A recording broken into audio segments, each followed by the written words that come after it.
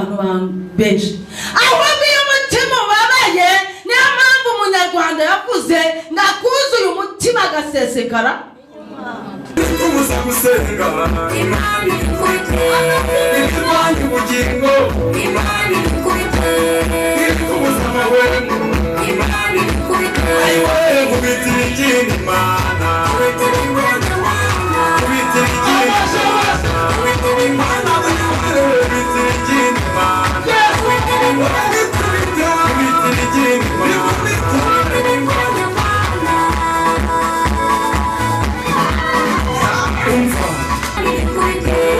Ibisangi imiryango ubukene bw'akarande abana bagakora defile abana be niko bari kurya abana be niko bahaga abana be niko babimaze bikaba birarangiye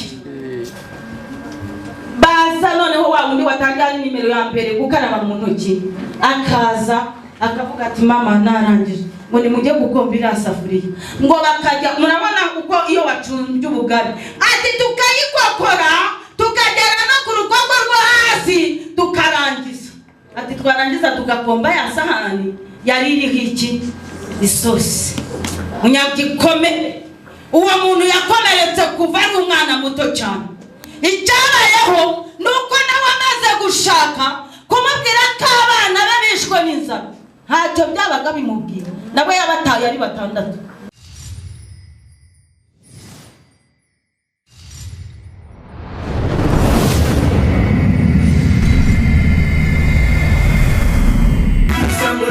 Imana irarinda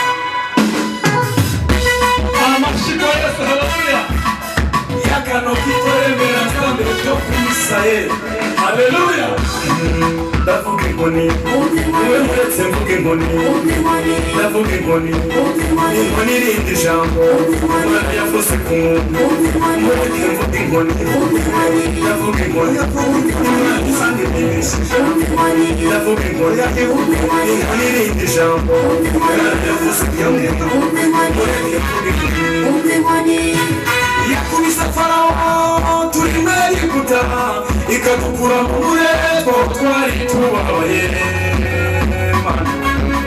iyo ni nk'irindi jambo irikubuza gusenga Imana ikubite irwanya ubugingo Imana ikubite irikubuza amahwemo Imana ikubite ayiwe nkubitira ikindi Imana nkubitira Imana nkubitira ikindi nkubitira Imana nkubitira ikindi Imana nkubitira Imana nkubitira ikindi Imana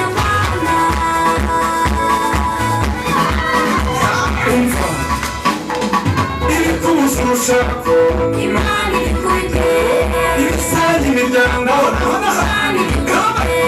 ubukene bw'akarande Imana ikubite izamara zakuzenze Imana ikubite ayiwe kubita ibirwanya Mana kubita ibirwanya Mana kubita ibirwanya Mana kubita ibirwanya Mana kubita ibirwanya Mana kubita ibirwanya Mana kubita ibirwanya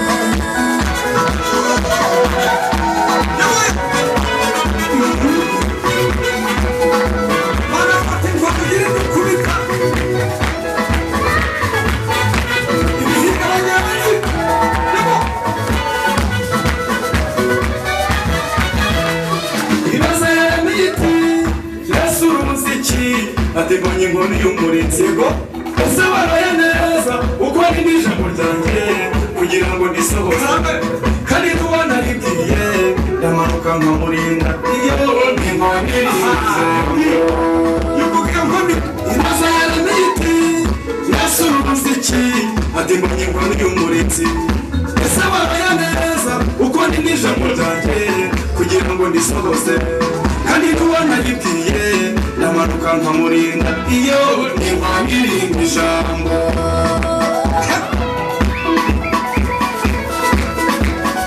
yakano kitorembera nsambe nko kumisaye haleluya yenda Nambere nzambere kuko misi yawe Nyamara ikono kuko misi nzambere Samba ngomo izo wanze tatarabire bisinga Tatarabire bisinga Izo wanze tatarabire bisinga Mugayi izo wanze tatarabire bisinga Nafuka melio yawe Nasemi kuya noeki Samba pena blai Sunga ngalo maso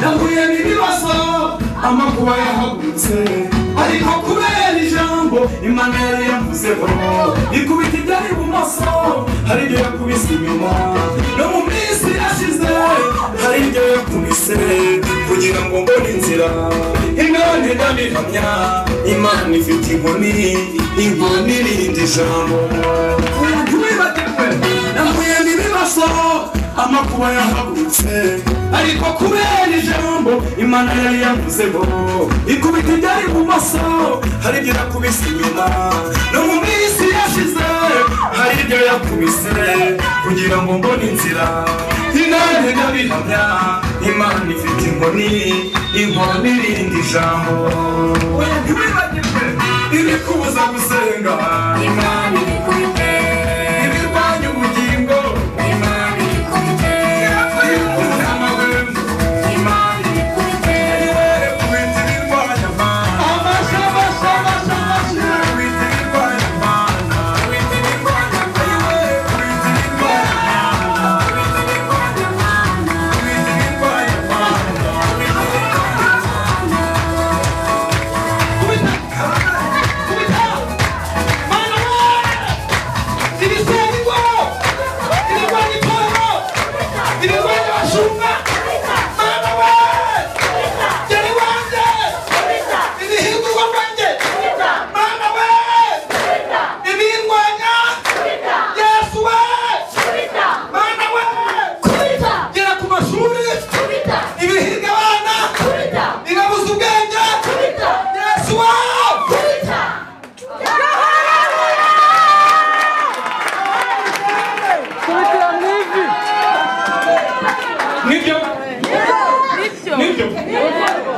nibyo murebe mwese umubwire ngo humura Imana ifite inkoni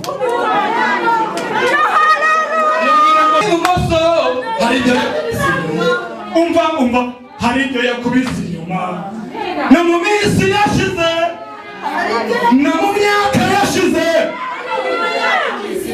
no mu minsi yashize hari ibyo yakubise kugira ngo mbone inzira Imana ndabihamya Imana ifite inkoni irindi jambo ibikubuza gusenga Imana ibikubite ibirwanya ubugingo Imana ibikubite ibikubuza amahwemo Imana ibikubite ayiwere kubita ibirwanya Imana kubita ibirwanya Imana muri bose ashimwe iterambere waribonye Hani nakubwiraga rero shitani bagiye Imana n'umwana n'umwuka wera reba indirimbo mu ndirimbo 40 dufite urebe indirimbo ihuye n'ibiteraniro uvuga uti iya birahuye hanyuma iririmbwe n'abari mu rugo bibagereho yego haleluya yongera igaruke amina amen Bolingo zamura iyo ndirimbo uvuga uti iyi ubivuga numvaga ari inzozi ubivuga nagize ngo ndimo ndarota ubikoze muzewe na ushima reka ngushime Imana uri nyamaboko umva aho Imana ikura umuntu aho Imana ikura umuntu bamuvuga ukuntu bamureba ukuntu atagira ijambo umva aho Imana ikura umuntu arakuvumira imivumo y'abandi gufata bacukura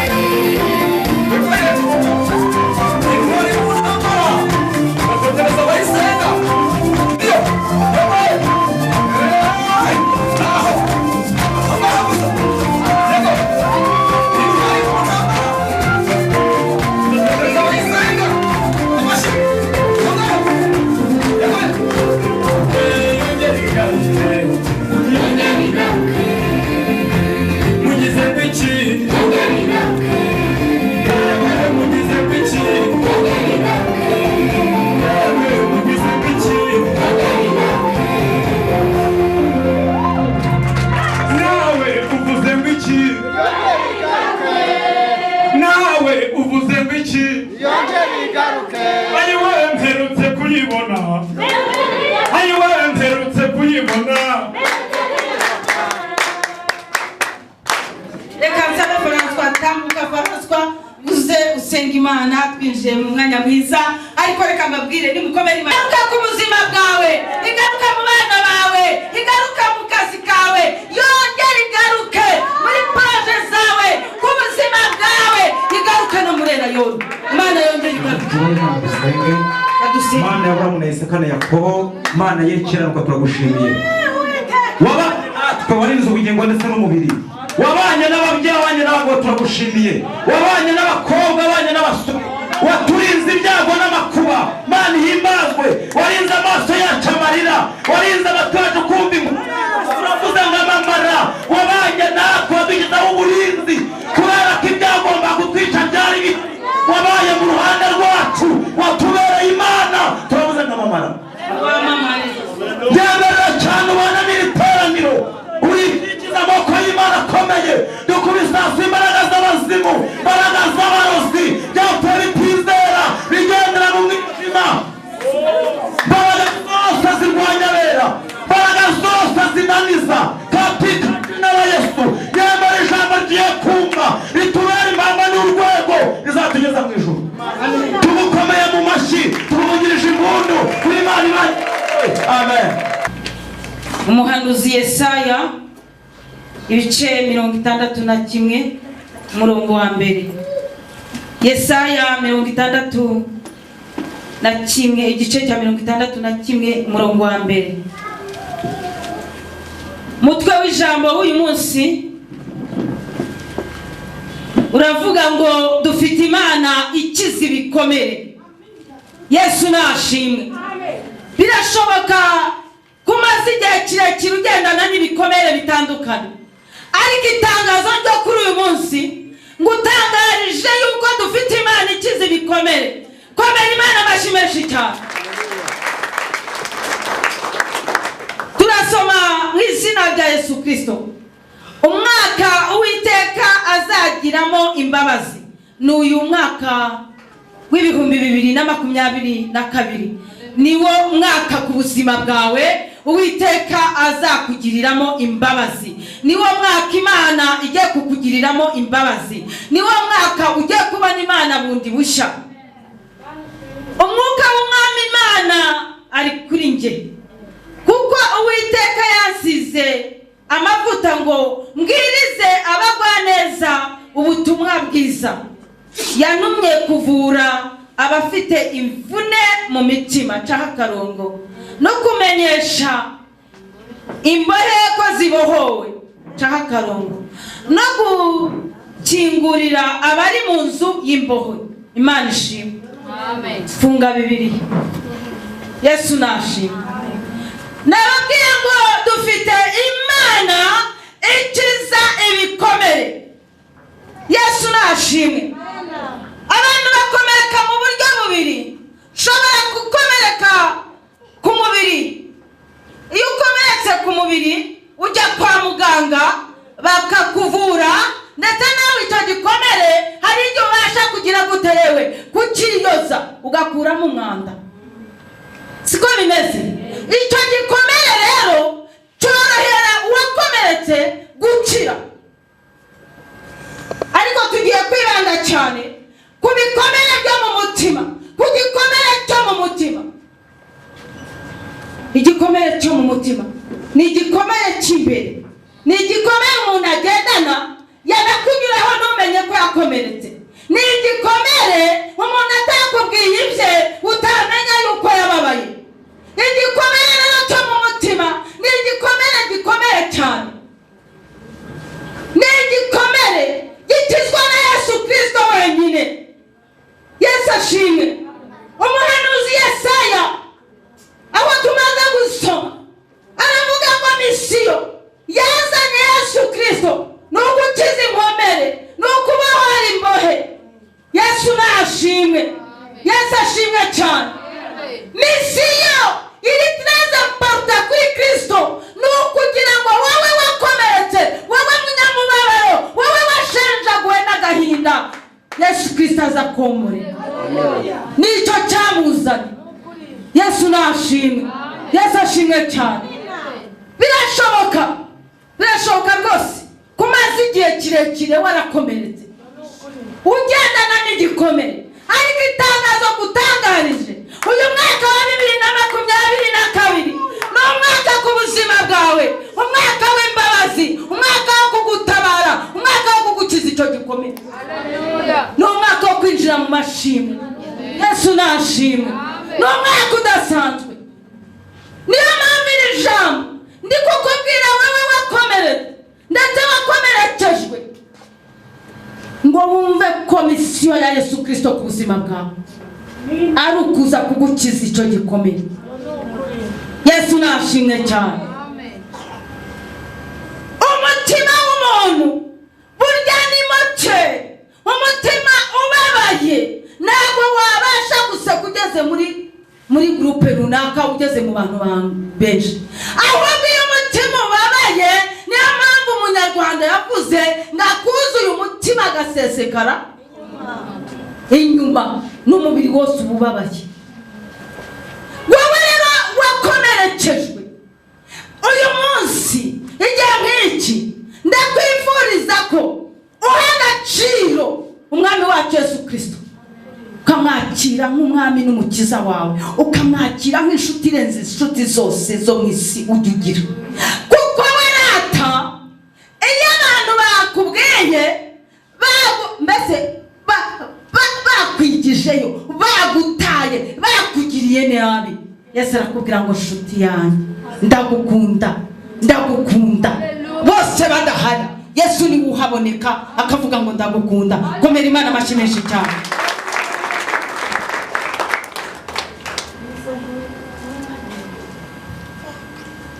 Uzabona kenshi cyangwa uzibanza kenshi. Kubera iki? Muri korali mbamo umuntu amaze n'igihe kirekire, ubwo tugiye kureba umunyabikomere ukuntu uzamubona.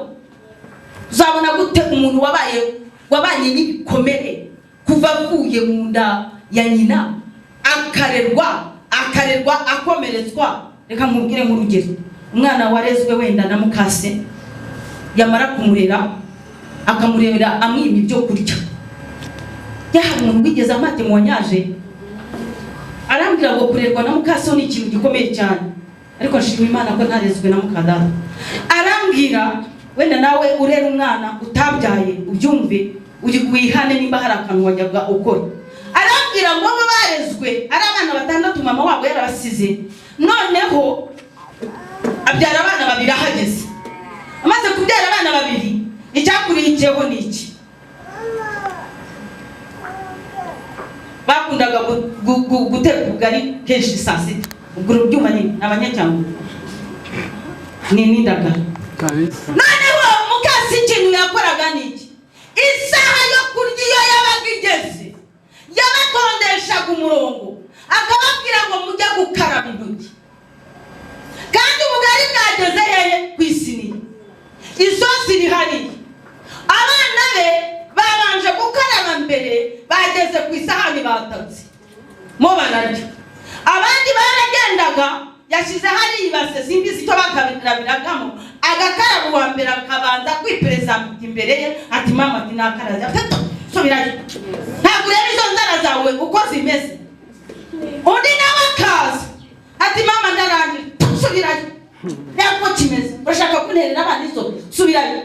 Abana bagakora defile, abana be niko bari kurya, abana be niko bahaga, abana be niko babimaze. Bikaba birarangiye.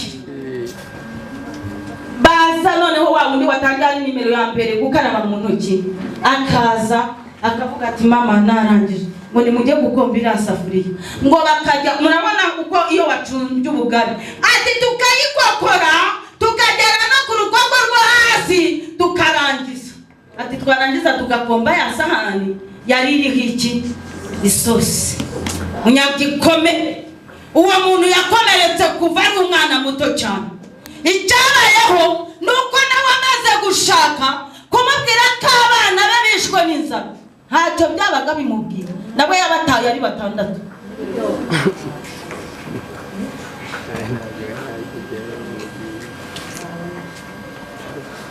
Ntabwo nzigewe wowe igihe watangiye gukomerekera. Birashoboka ko nawe wakomeretse ukiri umwana. Uwa tuvuze igikomere cyo ahuye nacyo. Yagize ibikomere bibiri. Yagize igikomere cyo gutabwa n'umubyeyi. Agira igikomere cyo kurerwa n'utari nyina akamwima ibyo kurya. Ariko umuntu ukuzunguriza ku isahani. Umuntu ukuzunguriza ku isahani. Sha. Yapfuma kukubita ariko akabiguha. Kabisa. Siko bimeze. Yagukubita ariko akabiguha birya. Kabirya ariko. Avuga uti biramase. Nari. Niyo mpamvu nakubwiye ngo igikomere cy'inyuma kirakira vuba ariko ikimbere kirakomeye cyane. Ni Yesu Kristo ugikiza. Ni Yesu Kristo ugikiza. Ni ngombwa ngo wakire Yesu Kristo nk'umwami n'umukiza wawe. Agende yomora ibyo bikomere byose wagiye uhura nabyo mu buzima bwawe bwose. Nabugingo n'uwabo bana yarabasize. Yesu nashimwe. Kanshi rero uzahura n'umuntu mu buzima, muri korali, mw'itorero, mu muryango, uzahura n'umuntu uvuga uti uyu muntu ko amaze igihe akijijwe, ese uyu muntu ko amaze igihe afite ku ifaranga kubera iki atari umuntu mwiza. Uriya muntu uzamwitonde, bikomere byewe nibyo ari kuza kwapurikaho, nibyo ari kuza gushyiraho. Uwa munyabikomere nukuvuga ngo aba yumva hari abyemerewe kukugirira nabi. Birababaje cyane. Birababaje kuba umuntu amaze igihe kirekire mu itorero, amaze igihe kirekire yarakiriye agakiza, ariko ugasanga ari uvuga nabi, ugasanga ari udahinduka, ugasanga ari uhora urakaye, ugasanga ari we muri make nawe kumumanaginga byarakuyobeye. Kuwa mbere murahura agaseka, kuwa kabiri mwahuraga akakubwira nabi, kuwa gatatu mwahura akagucaho, kuwa kane mwahura mugasirimba, ku cyumweru mwahura kuzura umwuka wera. Reka mubwire uwo muntu muri make mwahuye kuwa mbere aragutuka, kuwa kabiri murahuye akurebye urujisho, kuwa kane murahuye aguciyeho, kuwa gatandatu murahuye muhuriye Kanyarira kizabonwa, muhuriye ahantu runaka araguhanura ko diyamwira uwo muntu wamujene. Uwo muntu afite ibikomere bituma yihinduranya nk'uko uruvu rwihinduranya. Mbese iyo yagize agahenge araseka. Yaba rero bya bikomere bye kubera atakira Yesu Kristo nk'umwami n'umukiza byamuzamukanye, ugasanga nyine nawe yabishe. Uwo muntu rero akeneye Imana, akeneye umwuka wera, akeneye kwakira Yesu Kristo nk'umwami n'umukiza we, agahindura ubuzima bwe. Ntabwo yigeze yihana, nubwo ari mu rusengero, nubwo ari muri uwo muryango, nubwo ari mu bucuruzi, nubwo afite amafaranga, ariko ntabwo yigeze yihana. Mani dusange icyakeneye n'ukwakira Yesu Kristo nk'umwami n'umukiza. Ndagira ngo bwira ngo igikomere ntabwo ugomba gukomeretsa abandi. Igikomere cyawe Yesu Kristo akoresha ijambo rye, agakoresha imbaraga ze, akabasha kugukiza, azagukiza guhindurira imibereho. Yesu nashimwe. Ntabwo ugomba gukomeretsa abagenzi bawe muri korali ngo wirirwe ubabyiga, mwivugabutumwa wirirwe ubazengereje. Wowe wa munyagikomere, aho wakomerekeye ntabwo twari duhari, bagenzi bawe ntabwo bari bahari muri institution ukoramo. Reka nkubwire, mwese mwatakaza aho hantu, wari kugenda ukomeretsa bene so wikomeretsa abagenzi bawe kuko aho wakomeretse ntaho aho wakomerekeye naho wakomeretse ntago bari bahari ntago bahazi kubera iki mukomeretsanya kubera iki buri gihe mubereye abandi naza umuntu arakureba kumataza ngabane nawe kubera windi gukomeretsa abagenzi bawe urakomeretsa bene so abantu ntabwo bifuza kuba inshuti zawe ibyo bikomere byawe byerekeye Yesu muririmbyi yuzuye umwuka wera araririmba ngo we mutimurira Yesu amakuba yawe uyamubwire mubwire buhoro ikuriza we kugirirwa kandi wirira. Haleluya! Wewe amarira amakuba amaganya ibikubabaza byose bihe Yesu Kristo. Bari kugenda uhura uzumva hari abagabo b'abanyabikomere bakuze badahabwa affection n'ababyeyi babo ubwanabyaye akana kari muri mabigibigi marema ati ati cyana kirasakuza mu biki ati jewe urusaku rwo muri rugo ndaruhaza ni umunyabikomere ntiyigeze ateteshwa n'ababyeyi ntiyigeze isamubwira ati mwana wanjye ndirimbira ahubwo umwana azanye ibyiza nyamara iyo dusengera abantu mu gihe cy'ubukwe turababwira ngo tubasabiye umugisha urugo rwanyu ruzaba urutamba imitavu ruhoza amata ku ruhimbi imitavu yatangira gutamba ugatangira gucangagura mu kabiri ntabwo yigeze n'abagira hatambira yabyo yabayeho nk'umuprisoniye none umwana aratambye ahise amuca mu kabiri ni ikibazo kubera rero yahishe mbese abantu bose bahinze ubwoba kubwe kubera ukuntu avuga udamu mu gitondo akabiri papa runaba yaramutse mvana nk'umuryango urumva ukuntu ukingiyeberanyaho ugasura avuga uti ni ukuvuga se ko yaburaye avuze neza nk'ubu mugari biba uwo muntu azaba ari umunyabikomere monsherami uzamenye yuko umuntu atanga icyo yahawe umuntu atanga icyo yagize gute none se iyo iswari nababwiye uwo mugabo urumva azagira igishika cyuko abana bo babwiriwe kandi nawe yarabwiriwe iminsi myinshi reka da nta nubwo azabaza ngo umwana wanjye ageze mu wakangaye kuko nawe yabayeho gutyo ubu ni umukwaferi yarishakishije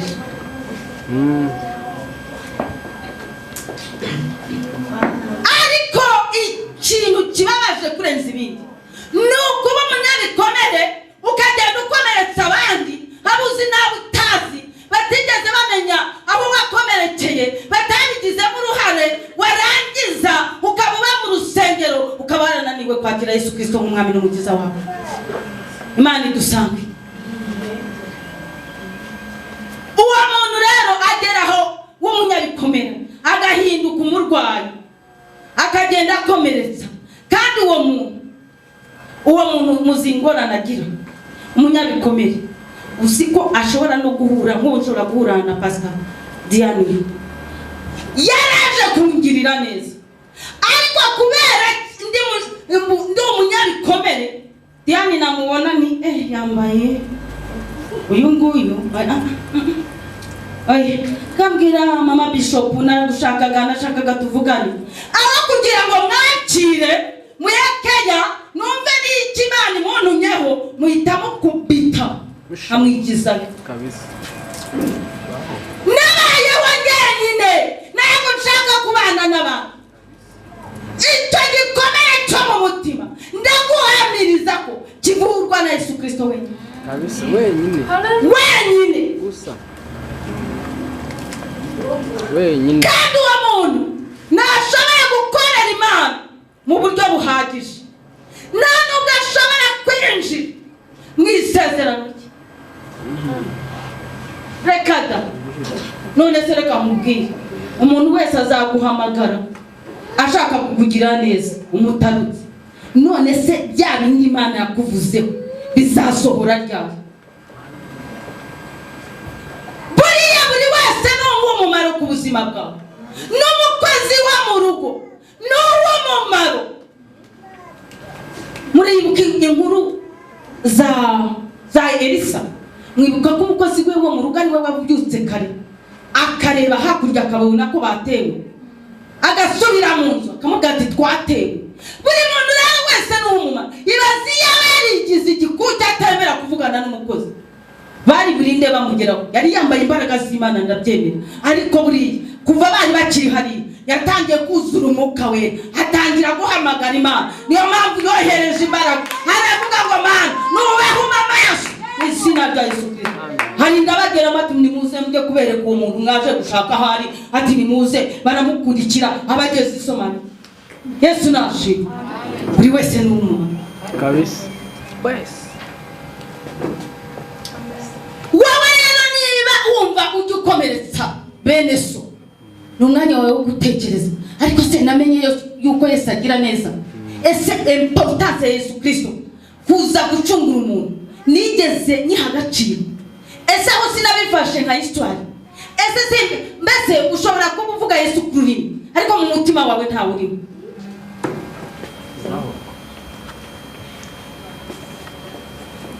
Kuko nawe ibyawe ujya wibaza. Hariho abantu muzahura kenshi munakubwira ngo icyama ngo imperuka ikazaba ngo turi mu rusengero. My friend, ahubwo gihe yaba imperuka azabaga nsinziriye ndi mu mayereko, connection numva yakihuta cyane, ndi mu mayerekwa ntari kureba, ntari kuvuga ngo igihe kirageze, ntari kureba ku isaha byakihuta. Noneho warakubwira ati jyewe buranyizwe iyo nicaye mu rusengero, iyo ngeze hanze birawe ravunagura. Ni wewe wundi ugira karakteri, mbese komporto uko yitwaye iyo ageze hanze, uko yitwara hari mu bukwe, uko yitwara hari mu rusengero, mbese ameze nk'uruvu. Uruvu muraruzi rugera ahantu h'umukara rukaba umukara. Ubwo nukuvuga nagera mu materaniro bahanura baramya bahimbaza, azahita ajya mu yirukanka. Nazo akagasanga akagera muri groupe iri gutukana, azababwira ati mwadukanye buhoro, reka mbabwire igitutsi kibarangiza. Nagera aho ari kurwana azahita avuga ati ubwo icyico naha mugahaki kubitira haraniho mu kico. Uwo muntu rero ntabwo yigeze akizwa, aba mu rusengero ariko nigeze yakira Yesu Kristo nk'umwami n'umukiza we. Ngo muzabamenyera hehe yewe? Ku mbuto zabo. Ese imbuto ari kwera n'izihe?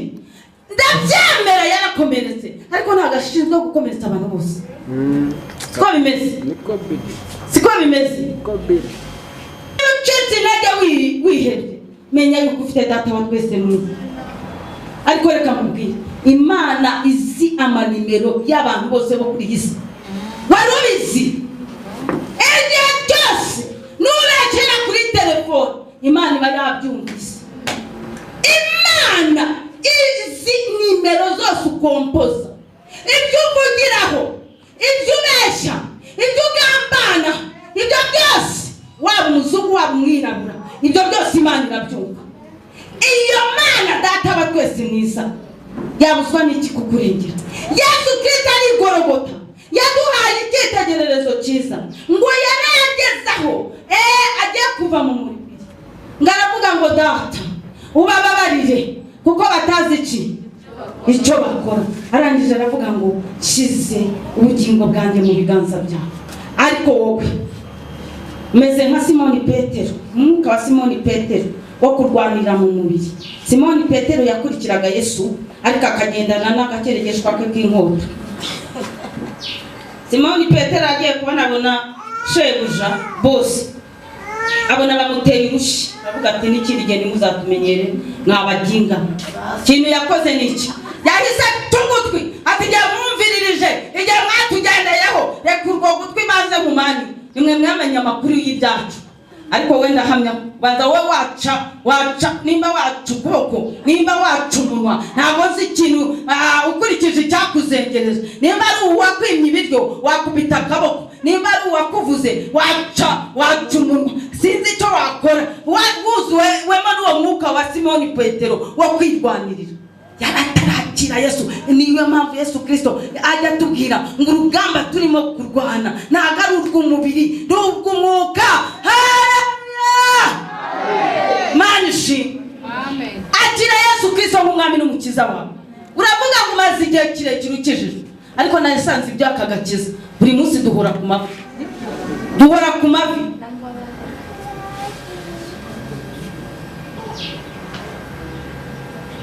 yaba wasobanukirwaga nuko Imana igukunda, ntabwo wa mukobwa we, ntabwo wa musore we, waba na fiyansa kwanze, wa mugore we, wa mugabo we, umugore kwanze cyangwa umugabo kwanze, ntabwo wabigira diri ikomeye cyane, ntabwo wabigira diri ikomeye kuko uri n'umwana w'umuntu.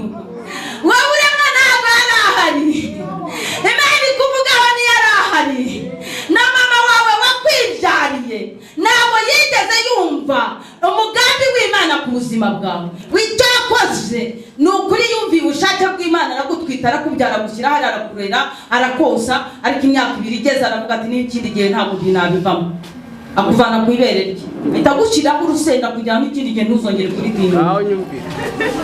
Ari nyoko wakubyara yagukubiteho ikirungo cyitwa urusenda kugira ngo ntuzongere gutekereza iryo bere.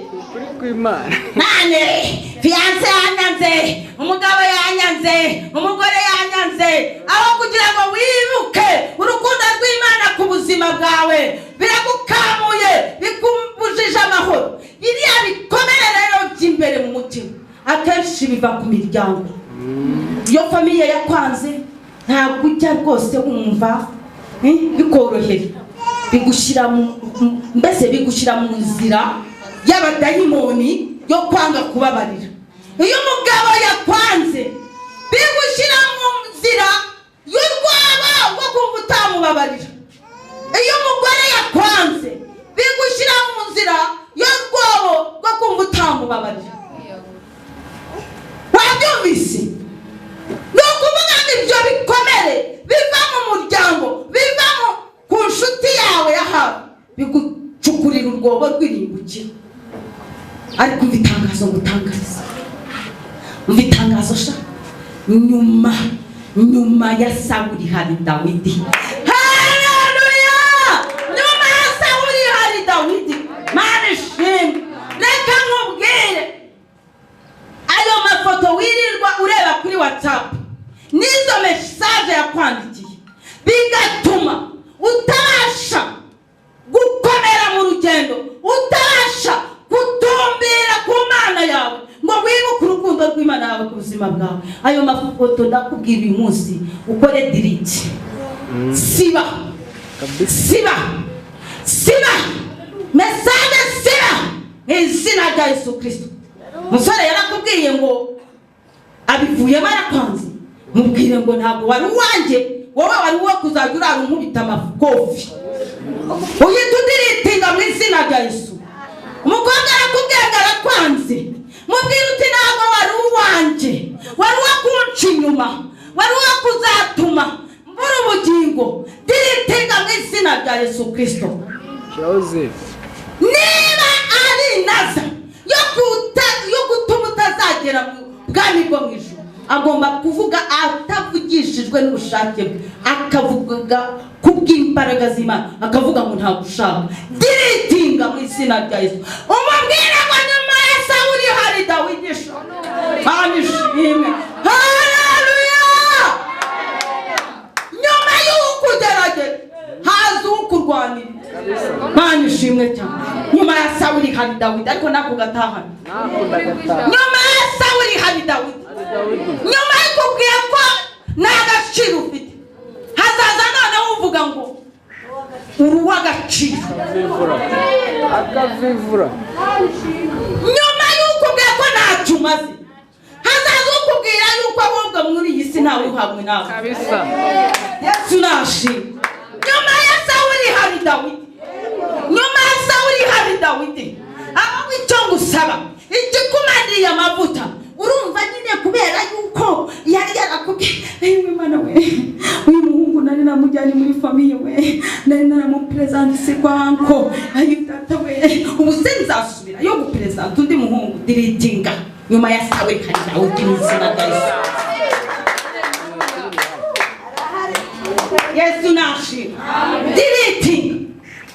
diritinga amafoto atumurarurira watangira gusenga watangira kuzura umwuka wera watangira kugira ibihe byiza byo gusenga ukumvaga message ngo twi aho kugira ngo unarebe yuko bakubwiye ngo mumbayiro mani haje Odessa ugahita ujya kuri ya message ngo reka ndebe ko yaba noneho yongeye kunyandikira nyuma ya Sawuli hari Dawidi arahari maze yewe ko Dawidi ariwe wakuye ubwoko bwa Isirayeli b'igisuzuguriro ubwo ngo yatari abatinyishije bose bagiye mu mwobo none se uyobewe ko Dawidi Sawuli yamuhize cyane ashaka kumwica yamucurangira akamwitura inabi yamucurangira agashaka kumutera icumu ariko Imana yavuganye na Dawidi ari mu ntama ari mu ishyamba iyo Mana byanze bikunze yamushize ku ntebe y'ubwami nyuma ya Sawuli hari Dawidi banzu menye kurikiye kidasanzwe niba kubwiye ngo uri umukene ubabwira uti wowe Rwanda umukire ukomeye bazabikubwira uzajya kwikopesha bakubwira ngo sayo kwishyura uzayakura babwira utari ko buriya muri banke ni mukanya nibafungura ndakuzanira amafaranga Yesu nashimye niba kubwiye ngo ntabwo uzashaka ubabwira uti jyawe mfite kuzabyara abana bazaba ba ministry bakubwiye ibyo gushaka uhita ubabwira kuzabyara ba ministry niba kubwiye ngo mu muryango w'iwanyu nawe wigeze ukomera ubabwira ngo gukomera gutangiriye kuri ngewe haleluya Mana ishimwe ariko nawe ujye ugira rati ukuntu kubitira mudayimoni mu kintu murangize ntawe bitabera nawe kubera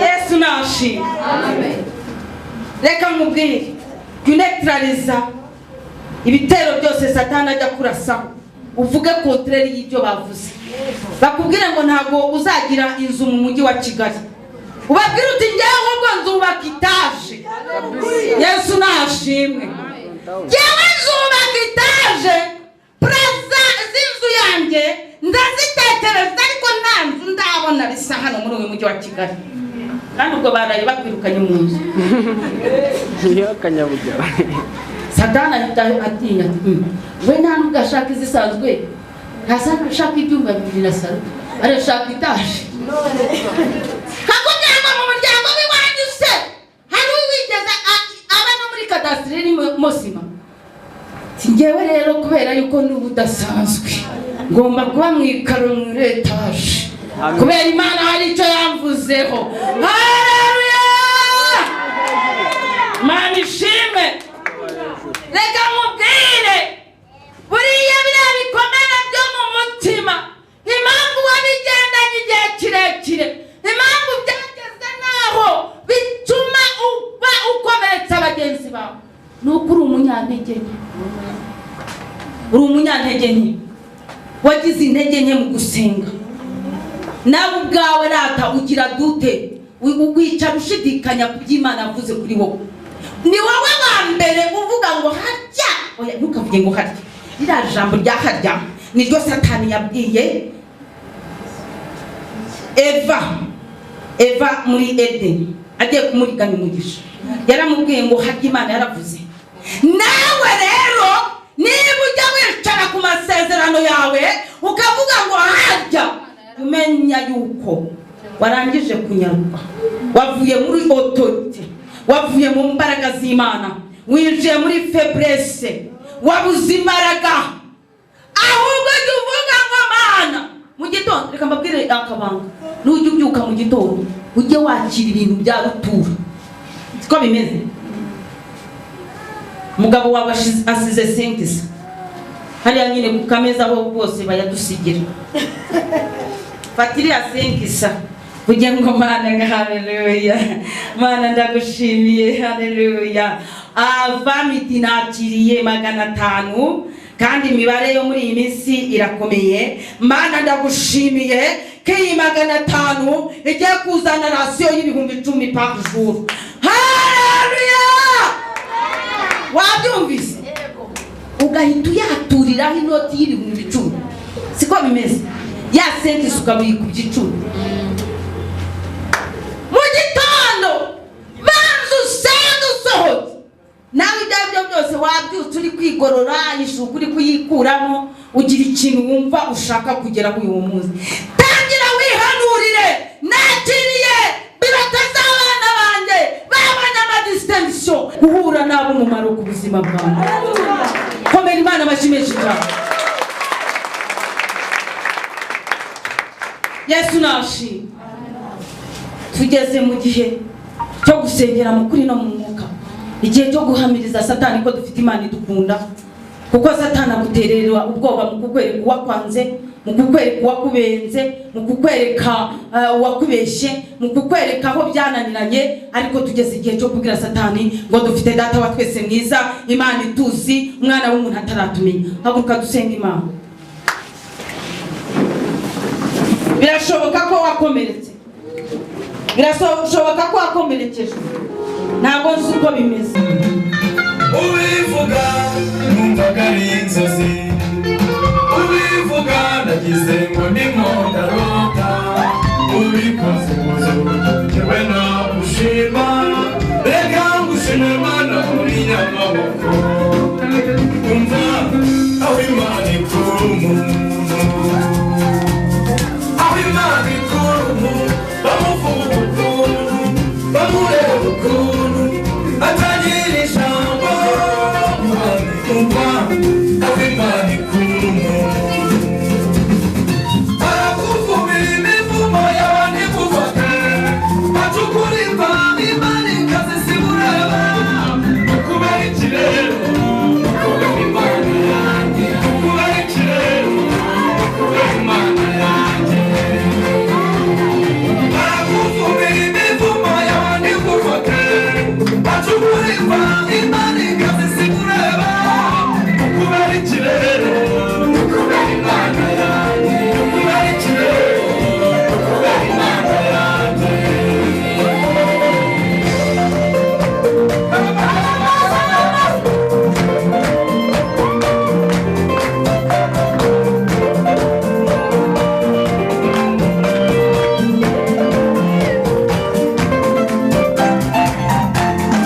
biri mu ruhande rwacu muyitegereze ubwiri mu ruhande rwacu umubisha nawe kubera ikirere kubera Imana kubera ikintu kiriho kubera Imana biri mu ruhande rwacu muyitegereze ubwiri mu ruhande rwacu umubisha nawe kubera ikirere kubera Imana kubera ikintu kiriho kubera Imana birasibashenti baramusonge kurwari kamaki akoze nka muruga kumwami ndajasangira n'ababiri no kubera ikiyakuwe kubera Imana kubera ikirere kubera Imana yanjye kubera ikirere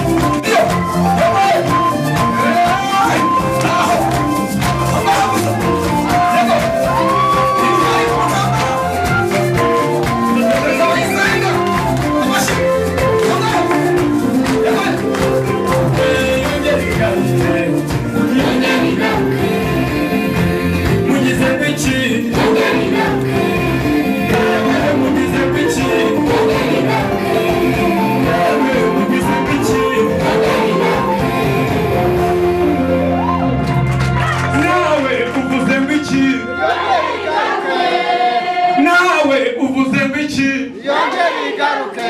ayiwe mperutse kuyibona ayiwe mperutse kuyibona. Reka nsabe François tambuka François uze usenga Imana twinjiye mu mwanya mwiza ariko reka mbabwire ni mukomere